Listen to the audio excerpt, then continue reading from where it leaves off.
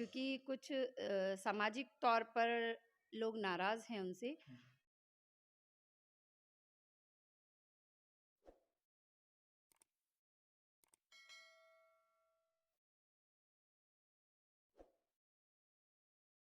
B2B channel देखने वाले सारे साथियों ने मित्रा ठीक से जय भीम जय भारत। साथियों, मैं नरवाना में मौजूद हूँ और एक जाना माना नाम सुमन बेदी आपने जाना ही होगा, किसी परिचय की मोहताज नहीं है।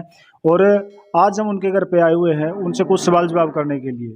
और इससे पहले आप वीडियो को ज़्यादा से ज़्यादा लाइक कमेंट शेयर और सब्सक्राइब करें। फिलहाल हम जिस शख्सियत के साथ घर पे मौजूद हैं वो फिलहाल हमारे साथ बनी हुई है। तो सबसे पहले तो मैं मैडम जी से कहना चाहूँगा कि जय भीम जय भारत।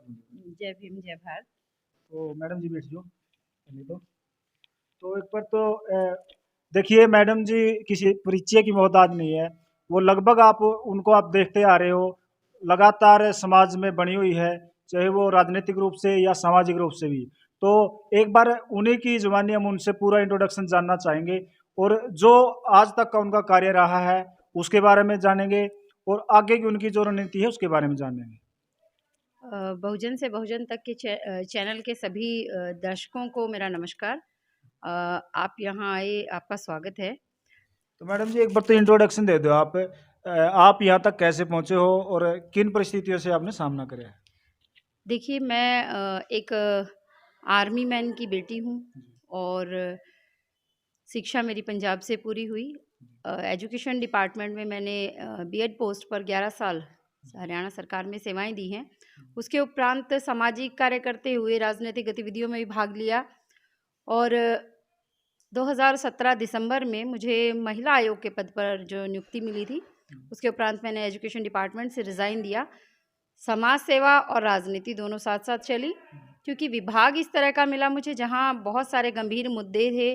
महिलाओं की स्थिति का अगर हम जायज़ा लें, आंकलन करें, तो कहीं ना कहीं वो दुविधा का समय रहा कि बहुत सारे इस तरह के मामले हमारे सामने आए, चाहे वो पारिवारिक कलह हो या किसी बच्ची के साथ दुष्कर्म की घटना हो। महिलाओं को मिलने वाली सुविधाओं में कहीं ना कहीं कमी रही, उनके प्रति हमने जागरूक भी किया और सरकार को भी हमने जहां सुधार हो सकता था वो हमने लिख कर दिए।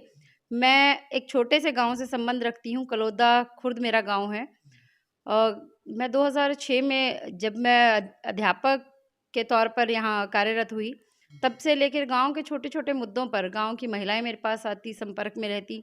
कोई विधवा पेंशन है, किसी और तरह की समस्या है, तो मैंने अपने स्तर पर, क्योंकि तब तो सिर्फ एक सामाजिक कार्यकर्ता थी मैं, अपने स्तर पर मैंने उन्हें सुलझाने की कोशिश की। और यही जज्बा जो समाज को आगे ले जाने का है, ज़रूरतमंद की मदद करने का है, यहाँ राजनीति तक लेकर आया। परिवार का सहयोग मिला, माता पिता ने पढ़ाया लिखाया, ठीक ठाक हालात थे, बहुत ज़्यादा नहीं थे। एमए बीएड की मैंने। फिर मुझे जो जीवन साथी मिले, उन्होंने भी, वो राजनीतिक उनका परिचय रहा है पुराना, तो उन्होंने भी मुझे बहुत सहयोग किया और राजनीति में लेकर आने वाले ही मुझे। मैडम जी वर्तमान में आपकी राजनीति क्या है।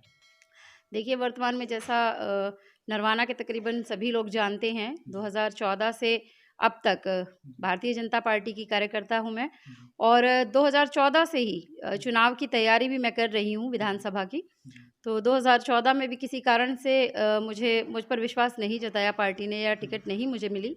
19 में भी कुछ समीकरण इसी तरह के बने, लेकिन अभी भी मैं राजनीतिक तौर पर नरवाना में सक्रिय हूँ और निश्चित तौर से इस बार मुझे विश्वास है कि भारतीय जनता पार्टी मुझे चुनाव मैदान में उतारने का काम करेगी।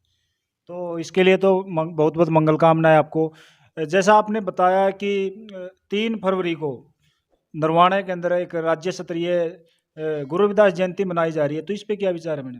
देखिए, ये नरवाना का सौभाग्य है कि हमारे समाज को, केवल दलित समाज को ही नहीं बल्कि पूरे भारतवर्ष को जो नेक और सच्चाई का, कर्म का पाठ पढ़ाया गुरु रविदास जी, जिन्होंने कर्मठ होकर केवल इस तरह का मार्गदर्शन किया, क्योंकि वो समय उस तरह का था जहाँ समाज में बहुत बुराइयां थी, बहुत कुरीतियां थी, चाहे वो जाति की हो, चाहे वो कर्म कांड हो, धार्मिक कट्टरता हो, बहुत कुछ ऐसा था। उन हालातों में मानव का मार्गदर्शन किया और आज भी उनकी शिक्षाएं, चाहे उनका वर्णन गुरु ग्रंथ साहिब में या अन्य बहुत सारे ग्रंथों में मिलता है। तो उनकी शिक्षाएं आज भी भारत के लोगों का मार्गदर्शन कर रही हैं। और ऐसे गुरु रविदास जी का जन्मदिन, जन्म जयंती जो नरवाना में हरियाणा सरकार ने राज्य स्तरीय मनाने का फैसला लिया है, इसके लिए हम सरकार का धन्यवाद करते हैं और ये नरवाना के लिए सौभाग्य की बात है। जैसे बताया जा रहा है कि जैसे अभी मैं भी 2-3 दिनों से देख रहा हूँ कि नरवाना के अम्बेडकर भवन में एक मीटिंग होती है। राज्यसभा सांसद कृष्णलाल पवार जी, कृष्ण बेदी जी और नरवाना के जो विधायक है रामनिवास सुरजाखेड़ा जी, वो वहाँ पर पहुँचते हैं तो स्वागत भी होता है अच्छे प्रकार से और पूरी तैयारी हो जाती है जो रविदास जयंती मनाने की है 3 तारीख को। लेकिन रामनिवास सुरजाखेड़ा जो विधायक है उसके खिलाफ कुछ नाराजगी देखने को मिली है। इसके बारे में आप क्या कहोगे? देखिए, थोड़ा-सा विषय तो मेरे भी संज्ञान में आया है, क्योंकि कुछ सामाजिक तौर पर लोग नाराज़ हैं उनसे। और लेकिन मैं फिर भी एक रिक्वेस्ट है मेरी समाज से भी और सरकार से भी, क्योंकि सरकार की तरफ से जो प्रतिनिधित्व कर रहे हैं इस कार्यक्रम का, इस समारोह का, हमारे राज्यसभा सांसद हैं माननीय कृष्णलाल पंवार जी, तो उनकी अध्यक्षता में ही ये कार्यक्रम तय हुआ है।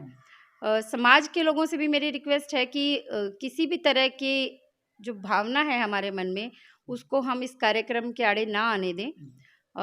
व्यक्तिगत अगर किसी से विरोध है या कोई नाराज़गी है तो हमारे जो अध्यक्षता कर रहे हैं माननीय सांसद महोदय से आप बातचीत करें, और कोशिश मेरी भी रहेगी कि मध्यस्थता करवा के किसी भी तरह की कोई नाराज़गी अगर सामने आ रही है तो उसको दूर करवाने का हम प्रयास करें, क्योंकि ये इतना सुनहरा मौका है हमारे लिए।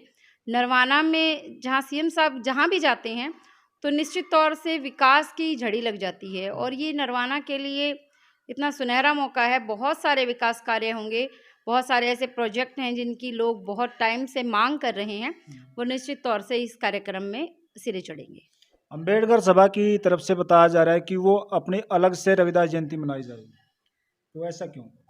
देखिए, बस वो जो नाराज़गी चल रही है कुछ मुद्दों पर उनकी, उसी के चलते ऐसा निर्णय वो लेने को शायद मजबूर हैं। लेकिन फिर भी मेरा प्रयास रहेगा, व्यक्तिगत प्रयास रहेगा कि मध्यस्थता करते हुए ये जो विरोध है इसको दूर करवाया जाए, और कार्यक्रम 3 तारीख का ही हरियाणा सरकार के झंडे तले, भाजपा सरकार के झंडे तले, माननीय मनोहर लाल मुख्यमंत्री हरियाणा सरकार के नेतृत्व में ये कार्यक्रम सफल हो।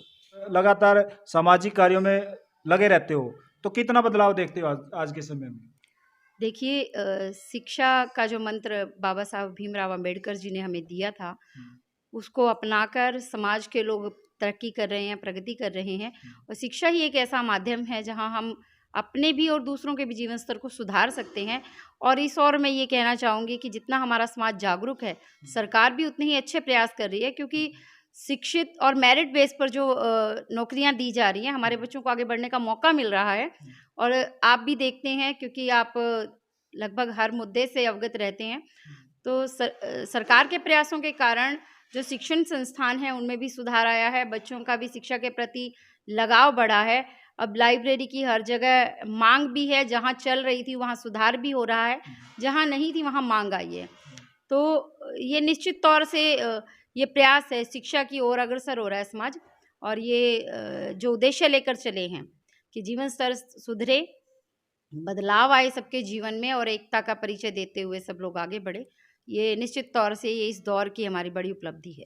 तो एक सवाल और मैडम जी रह गया हमारा, जैसे अभी पिछले दिनों आपने देखा होगा उजाना के अंदर एक बाबा साहब की जो स्टैचू उखाड़ी गई है, उसको आप किस नज़रिए से देख रहे हो? देखिए, वो सरकार की ज़मीन थी, क्योंकि मैं गहराई तक गई इस मुद्दे पर, और जो अधिकारियों से भी मेरी बात हुई, तकरीबन हर विषय पर मैंने जानकारी ली। तो वो सरकार की ज़मीन है, और हरियाणा सरकार ने एक नियम बनाया है कि अगर कोई भी संस्था कोई ज़मीन लेना चाहती है तो एक तरीका है, प्रक्रिया है, उसके तहत वो ज़मीन उनको अलॉट की जाएगी। वहाँ पर सरकार की तरफ से आदेश थे कि ये खाली करवाई जाए, कुछ और लोगों के भी वहाँ कब्जे थे। तो अभी उनकी फ़ाइल चली हुई है, और वो कुछ बाधा भी थी शायद उसमें, क्योंकि जब तक कब्ज़ा रहता है तो कोई भी संस्था को वो ज़मीन अलॉट नहीं की जा सकती। अभी उनकी फ़ाइल चली हुई है। देखिए, प्रशासनिक गतिविधियाँ हैं, हम कानून को मानने वाले लोग हैं, बाबा साहब को मानने वाले लोग हैं, और कानून के अनुसार जब हमें चलने के लिए कहा जाएगा तो हमें चलना भी चाहिए, कानून का सम्मान करना चाहिए। इस पर किसी तरह का विरोध नहीं होना चाहिए, और समाज के लोग हैं जो समझे भी हैं इस बात को कि हम ज़बरदस्ती कुछ नहीं ले सकते, तरीका अपनाना पड़ेगा।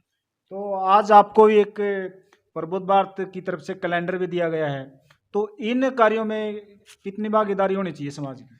देखिए प्रबुद्ध भारत के लिए जो ये कैलेंडर वितरण का कार्यक्रम रखते हैं, इसमें हमारे सहयोगी हैं डॉक्टर सुलेख मानव जी, जो सामाजिक कार्यों में बहुत अग्रणी रहते हैं।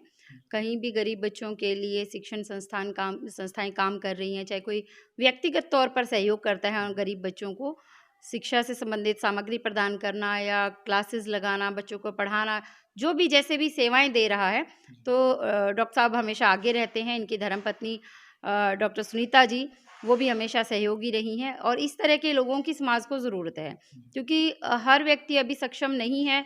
हमारा जो मज़दूर वर्ग है, ख़ासकर गाँव का, वो अपने बच्चों को वो सुविधाएँ नहीं दे सकता, क्योंकि बहुत सारे लोग अभी भी शराब और नशे के चक्कर में पड़े हुए हैं, अपने बच्चों की तरफ ध्यान नहीं देते।